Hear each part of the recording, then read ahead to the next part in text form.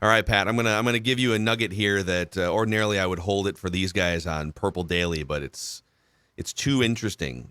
All right. That it's not often that a team doesn't get a bye week coming back from London, and according to Action Network, only 5 teams in NFL history have returned home from Europe without a bye week. Every one of those 5 instances, those teams were tied or trailing in the fourth quarter the following week. This has a trap game written all over it. Trap game. It would be a trap game if Justin Fields wasn't the opposing quarterback. He's what I've seen is he's inaccurate and he doesn't see people, and he's a very fine runner, but that's about all he's got going for them. But the way they can screw around, they have managed to screw around and escape with 2 straight wins. I think that the Bears might make it a game for a while, don't you think? I think they might hang in there for a while, but they aren't very good. So I think the boys will be 4-1, and we'll all be celebrating, and then we'll see. Then they get their week off then, or then they go at Miami, which may or may not be Teddy Bridgewater. Tua still coming back from multiple concussions. Whatever various ailments that he has, yes, Tua. So, yeah, that would be if Tua's playing. That won't be an easy game either way for him because, God, I don't know if the heat will still be going down there in Miami, but everybody's going to Miami is blowing over, man. The Buffalo guys almost didn't get out of there. They were falling over left and right. So, but yeah. So you're not worried about the trap game nature. We went over there and it was like a road trip to California. We were there like 20 minutes, so it's not like they let him. I see Aaron Rodgers isn't happy. He wanted to go over a little earlier and hang out, and they're doing the same thing the Vikings did in Green Bay. They're going late in the week too. They want to get all their preparation done. And did you see his stuff kind of making fun of LaFleur? He says these coaches, man, they're all crazy, he is he's become very entertaining as he's gotten looser and looser. He just, he came back and said, give me all my money and then I'm going to say anything I want to. So he had a little fun with LaFleur yesterday about how paranoid all the coaches are. He doesn't care. That's the key. Once you stop caring, you're a delight to cover because you'll say anything. That's right. And whatever that herb is he's taking or something might have been a little goofy. I'm sure the NFL is trying to figure out how to make that a banned substance, don't you? I mean, well, what Aaron's been doing? Yeah. I mean, it's basically an exotic form of marijuana, isn't it? NFL do they still they don't care about marijuana anymore. Well, I think the president just said that we don't care about marijuana anymore. So I mean, within reason, you can't have like stacks of it in your trunk or anything. Yeah. You can't be like Timmy Newton, right? Driving around with a semi-trailer full of it is not good. Back former Viking nose tackle, remember that? He got picked. Jerome Simpson had that situation too. He had he just had some. He had a house full of Newton had like a trunk full of it to distribute. Oh, he had a trailer. He was in a semi or something. Honking. What do you got in there, son? Well, I don't know. It's like a food truck or something. I don't think the NBA does anything about it. They don't anymore. But some of the leagues are. It is amazing when you look back and see the old stuff about they had marijuana, for God's sakes. I just for giggles got a couple of the gummies things, to see if it would help my knee pain. Doesn't do anything. Doesn't do anything. You might as well be eating dots. Plus they're really sugary. Ugh, man. Yeah. I mean, I like sugar, but there's too much sugar. My dad, I got a little packet of them, 25 of them, and I think tried to talk Katie into taking a couple. She wasn't in it. She took maybe one, and I took one or two, and they're still sitting there. I can bring them in, fellas, if you want some. You should, yeah. Dex will probably. I'll take them. Dive into those. That's right. So my dad, who's cancer down in Arizona, and they've got these dispensaries down there now in Arizona, and he he was asking me for like a couple weeks. Hey, could you go get me? I've got some pain here and there. I said, I'll go get you something. And I brought him back and I said, listen, they recommend, and I recommend from what I hear, that you don't take the full 10 milligrams right away. Okay. Yeah. Maybe cut it in like a third and see how it makes you feel and then go from there. He calls me the next day and he goes, well, I went against your wishes. I took the whole thing, and I'm never going to do that again. It's really? like see shape shifting on the ceiling. No, I attempted it in my youth, but I couldn't smoke. I could never get it. The only reason I didn't smoke cigarettes is because I couldn't digest the smoke, and I couldn't take it. And same thing with marijuana. But it seemed like a fine substance. I don't know. Yeah, it's nothing. The 60s, Reusse, you missed out. I did. Come on, man. You're right in your wheelhouse. I did. That's right. Pat was more into the alcohol and the chow mein back in the 70s. Yes, chow mein. Chow mein was big, too. I have not been back to that place since we ordered the menu. So I used to love when we'd go down the street when we first started doing our show on 1500 ESPN, and we would do pre-show meetings at the Chinese buffet down the street from the Hubbard building. That was fantastic. Come back, 13 minutes before a show in a food coma. That's still there. That place is still there. It is still there, yeah. I haven't been in there for a while, but that's a fine buffet that they have there. That's for sure. Great buffet. So what else we got? No Gophers this weekend. That's kind of. I think that's good. They need to be in timeout for a week. Mm-hmm. You think so? Well, and Illinois has Iowa, right? Iowa's last stand, basically. Yeah, Iowa's awful. Cannot score points. Judd's out on the Gophers. I'm out on everybody. The West sucks. Yeah, but I do think I agree with Phil that getting a week off after that fiasco is not a bad idea, because for one thing, they'll have their running back, and that does seem to make a difference for this team to have the best in one of the 5 best in the country. Probably helps you a little bit. So that's but beyond that, I think I'm going to go watch the Gopher hockey team play the Cato Mavericks this evening. Yeah, it'll be a good matchup. Oh yeah, they're mad, Pat. Minnesota State, baby. Minnesota State. They get very mad now when you refer to them, because they changed it. How long ago now? It's like 20 years ago. Some years. We're Minnesota State. It's like, no, you're not. You're Mankato State. You're the purple cows. That's what you are. You're the purple cows. You're a Maverick. Amen. You're fine.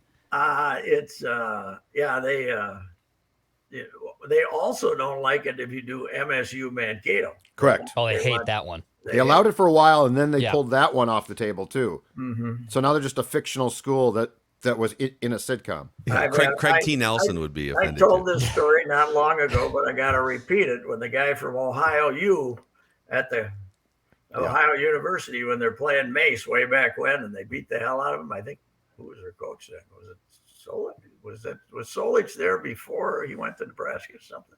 Anyway, they ran the option. The Gophers were running around in circles, and the SID came through and told us all that it's just Ohio. It's not Ohio University. It's just Ohio. So we'd appreciate it. I said, oh, bleep. Now I got to go back and put all kinds of U's into my copy here. Give us orders for goodness sakes. But yeah, it'll always be Mankato to me. Yes. So. Yeah. Hey, speaking of, I don't know, maybe you guys talked about this earlier in the week, but speaking of PR moves to cover up a team, are you excited for the Twins' new uniforms and new branding to be unveiled here? When are we going to unveil that, by the way? Pretty soon, right? Yes. I think they're going to unveil it the day that Carlos Correa opts out of his current Twins contract. I think that's I'm going to write that down, actually. Do we have a date for that, by the way? Why doesn't he have a date that's somewhere in the has it been reported what the Hopefully date is? someone can report that or remind us at some point. I mean, That'd be great. 15th or something. Why not just ask him when it is? I guess I could have asked him. When are we going to fire coaches? That's what I want to know. When does poor Pete Mackey get told, hey, Pete, great job, you're fired? But they, for some reason, they like the boy genius hitting coach, so he's going to stick around apparently. Because Rocco made a point Genius. of telling us that Yeah. about 2 weeks ago that this guy, he's really doing a great job. The results aren't there, but he's really doing Tommy Watkins gone. Pete Mackey gone. Oh yeah. I think Tommy Watkins. You got to get his ass on a platter, right? That's the big one right there. Hey, we have base running problems. Let's get rid of the third base coach. Yeah. Yeah, I got a hunch, Tommy. If Tommy comes back, maybe he and Hank will split sides of the Tommy will play first, and Hank can give it a shot at third. So. Just keep recycling Did you guys them. see our old buddy Brian Murphy, who's doing some work for the local SI.com branch? Just absolutely nuked the Twins yesterday. This is the teaser for the column here. The Twins' double-fisted choke job deserves a reckoning. A new deal with fans who have been taken for granted far too long for investing their time and treasure on a stale product. The article also says, pay no attention to the marketing sleight of hand going on at One Twins Way. This double-fisted choke job deserves a reckoning as apathy deepens among the public. Murph took the gloves off yesterday. Yeah, I saw him. He was out at the book signing a couple of days ago, and I saw him. And nice. yeah, it's great. He doesn't work. He doesn't write too often, but he can just drop a bomb and doesn't have to worry about it. But my theory that this is some kind of new boredom by the fans is crap. It's been going on for a while here. This is not somebody says, why do the Twins, somebody said to me the other day on the Twins, he says, why do the Twins have only moderate interest in winning and putting a winning team on the field?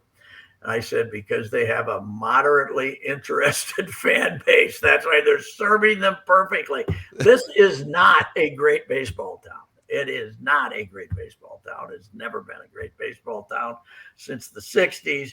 We'll get on the bandwagon like everybody else. We'll do something. But there's the hardcore base out in the country is gone now because they're all 80 years old. And, when you used to go out to rural Minnesota in these towns, you'd have they'd be graduating classes of 75 because they had all these farm kids and everything. Now they're graduating classes of 15 out there. There's no kids out in the boons. And big August migration of fans to the ballpark. And it's not because somebody's gotten mugged in downtown Minneapolis. It's just the Twins there aren't nearly as many people out there, and the Twins have lost that audience. And you know what else kills baseball? You used to see 30 buses 10 times a summer outside the ballpark with the little leaguers and stuff. Those kids. The kids. Now they're all Judd playing hated hockey that. or some damn thing. The parents, the suburban parents, if they wanted to go to a ball game, if they got 3 kids, they don't have any days off, because the damn little brats are taking up everybody's time playing hockey and baseball and softball and every other sport. So I think that they've lost people, but I think it's baseball. It's not like the product is, as I keep saying, 3 years ago, they led the world in home runs. Yeah. Right. It's not like this. This is not the 90s. This is not 8 straight losing seasons. This is not the 2010s when they were absolutely pathetic for 7 out of 8 years. It could be becoming that, but they've had one terrible season and one really disappointing season in the last 2 years. And then you go back to the pandemic, and that probably makes it 3 years.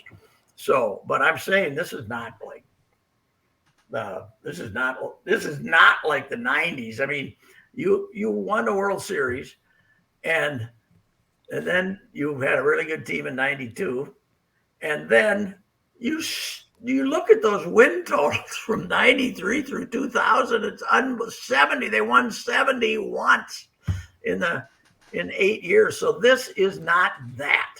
Mm-hmm. I think this is not. It might be, if you can't get these. To me, The worst thing about the season that just got done is you now know Byron Buxton will never have a big impact that's going to carry you anyplace. Mm-hmm. I think the fact we now know he's not going to be he'll never be a healthy player. So you're basically looking at the rest of this, and Phil, you pointed this out too. Your two best players on this team aren't going to be here. One of them is going to play 80 games, and the other one is going to be somewhere else, Correa. So that there are reasons to be pessimistic, but to frame this as this long, endless streak of rottenness is not true. I think it's two things, Pat. Though the price of games. Yeah. So you can't. It is very hard. Like the one good thing about the Dome was it was affordable to go. Unfortunately, people did not want to go inside. Now people want to go to Target Field, but it costs a ton. I'm not sure they do. I think people. No, I think if you could get people in, I think if you could get people in at the right price point, it would be a fun day. But the second problem is this, and this has been true for 3 years now. Getting the product, watching the product on TV to say, I either like this team, or if you don't, that's fine too, has become damn near impossible because of the whole Bally's thing. And as Phil has said for a long time too, baseball makes it so damn hard for people to watch their product because of these stupid blackouts. And if you're my age, it makes you hard to get into the game. It does. They won't send me anything. They won't send me any paper that I can say, okay, hey, honey, we got our tickets for our 10 games. They're right here. Don't lose them. Download the app. Yeah, I mean, it's you're right. My flip phone does not do well. I don't have one, but I mean, there's a lot of people of my generations who are just saying, the hell with it. The hell with it. Yeah. You should have. When I went to that thing in Milwaukee last year, I had those tickets on an app. Apparently, I had to look at that SOB every 8 minutes for 2 weeks to see if they were still there and where the hell they might go and whether when I got there, my $400 tickets were going to be there or not. Yeah. I don't like that. I want to have two in my hand to say, here, Pat, I have a concert at the XL Energy Center tonight, and it's through Ticketmaster, and they have sent me at least, I'm not exaggerating, 6 emails for the last 6 days, every day saying, this is how you enter, this is how you access your ticket. They are going overboard and overkill because I think it's more people who don't understand how they work, but they literally have sent me an email every single day saying, add them to your wallet, here's where they will be, you must enter through this gate. It's absurd. I don't have a wallet. Because if somebody steals my phone, I don't want them to be able to get into my wallet. Okay? No, I think they're referring to the wallet app on your phone. I have a big wallet. In fact, I lost it briefly yesterday and was very nervous, but it was underneath my chair, which is okay. So out at the office. But I got a wallet, but I don't have an Apple wallet. So if you, by the way, Dex will show you. By the way, buggers, if you steal my phone, there's nothing on there none of these ways to get cash or you can rifle off some hilarious tweets from at Reusse. Yeah, that's right. But there's no cash to be had on this thing because I'm not signed up for anything. So, although I do have the MLB app, so you can buy a lot of Twins tickets if you want to. They do make it difficult, all that stuff. But I mean, 2019 isn't that long ago, and it was an unbelievable season. So, okay, yes, the product is becoming stale, but I'm not sure it's officially there yet. So. For what it's worth, I threw a tweet out on Saturday. There was a Star Tribune article quoting Dave St. Peter just saying how he's disappointed in the lack of attendance or whatever. Yeah, well. And I retweeted and I said, Twins fans, what are the main reasons why you didn't go to Target Field more often? And I got over 300 responses from people. Really? Good. I had a ton of time to kill on the plane, so I literally went through all of them and categorized them. The number one complaint I'm putting in the category of just general apathy with the quality of the play on the field. Just people that are they're not good. Why would I pay money to go see a team that's not good the last couple of years or failing in the playoffs? Number two is this is 25% people complaining about either the ownership, the front office, or the manager pulling pitchers after 5 innings, etc. Whether it's reality or perception, a lot of people just think this team has bad leadership. I got it. Yeah. Okay. Let me give you two more. Okay. Go ahead. 14% lack of star players. Why would I want to go pay money if Buxton's not going to play? There's no pitchers I want to go see. And then the next one, there's a few other ones here too, but the fourth main one is it's too expensive. Yeah. Well, I think that's, to me, if I was in the fan category, that would probably be number one for me. I don't want to spend that. I mean, I don't want to spend $200 to go to a ball game, So I'd rather, I don't know where I'd rather spend it. But well, here's the thing. I heard Dan. There's this promising young guy on K-Fan, Dan Cole. I heard him yesterday. Oh, he's got potential for sure. Yeah, he does. I think because he freshens up his bit constantly is what I think is the success there for Coley. But but he was doing the whole thing about that on the poll ads and that they run it like a business and how. Why don't they run it as a hobby? Because they got all this money and they're rich. How come nobody ever gets mad at Ziggy? Yeah. How come Ziggy's making $250 million a year? And he charged you people, he's charging you people 3 times as much for a ticket as he did in the old place. And he's making $250 million a year, probably, maybe more. And he also got the team cheap, not as cheap. But what I'm saying is, what Ziggy's this wonderful guy making $250. Polad's this cheapo, maybe making $25 million a year on his investment here. So that's a good question. What's the deal?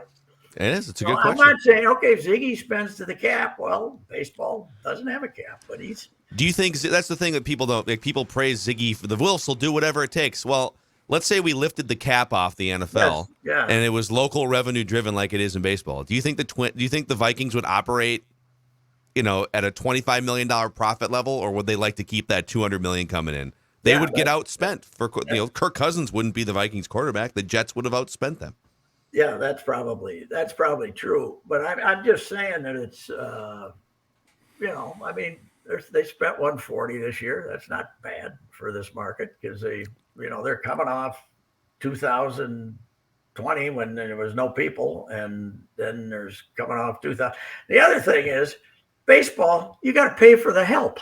You got to pay to develop your team. Yeah.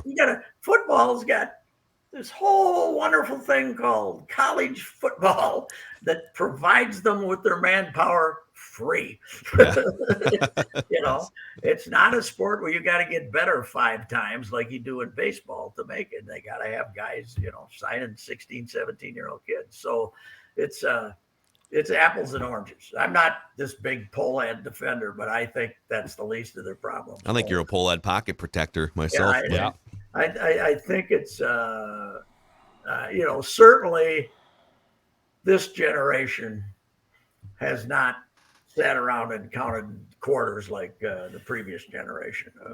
The old man who was grumpy and, these guys, if they break even, I think they're fine, So that doesn't. I think ownership is the least of their problems. So that the public doesn't believe that. Cheap Polads has become a. Now I was the first guy in town to call Carl cheap way back when, but that was the late '90s, or the mid '90s. I don't think they're cheap. I just don't think that there's a perception that they care. That's the problem with the perception. Like they just let Falvey.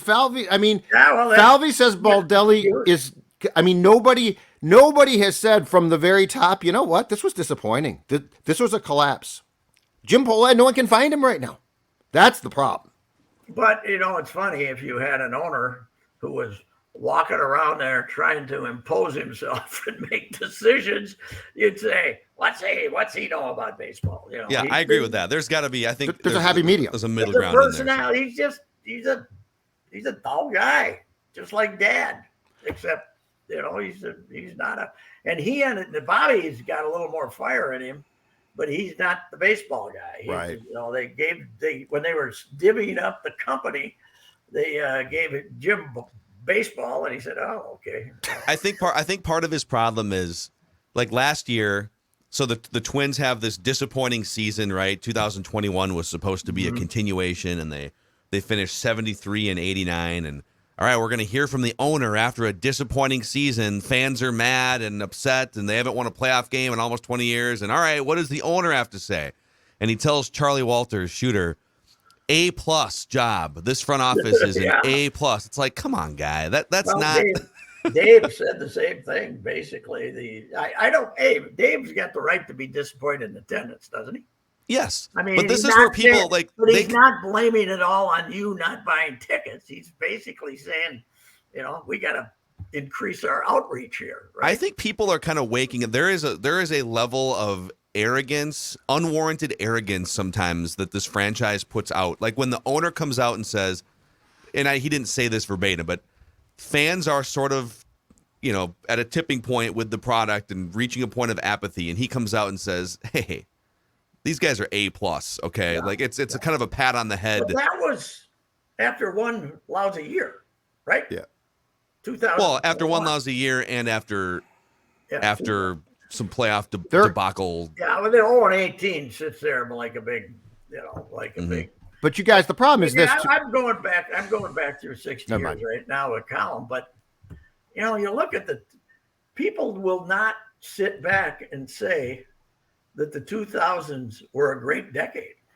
There was a lot of great stuff going on. They just couldn't win a playoff series because they